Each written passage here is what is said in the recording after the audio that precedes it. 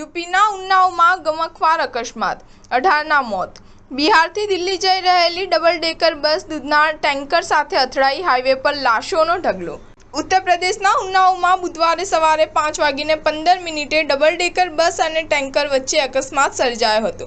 આ અકસ્માતમાં સવાર 18 મુસાફરોના મોત થયા હતા અને 19 ઘાયલ છે।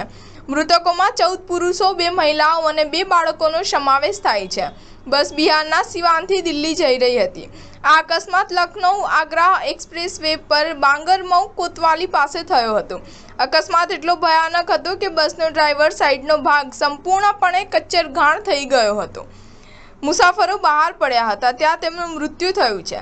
અકસ્માતનો વિડીયો સામે આવ્યો છે। રોડ પર મૃતદેહો વિખરાયેલા જોવા મળે છે। પોલીસે જણાવ્યું કે બસ દૂધના ટેન્કરને ઓવરટેક કરવા જઈ રહી હતી।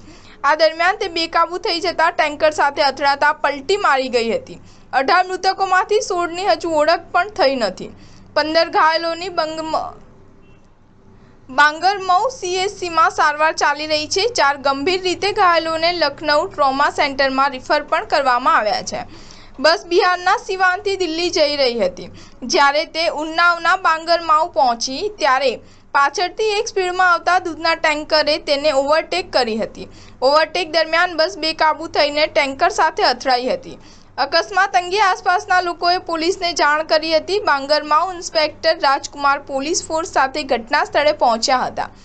ઘાયલોને સામુદાયિક આરોગ્ય કેન્દ્ર બાંગરમાઉમાં લઈ જવામાં આવ્યા હતા।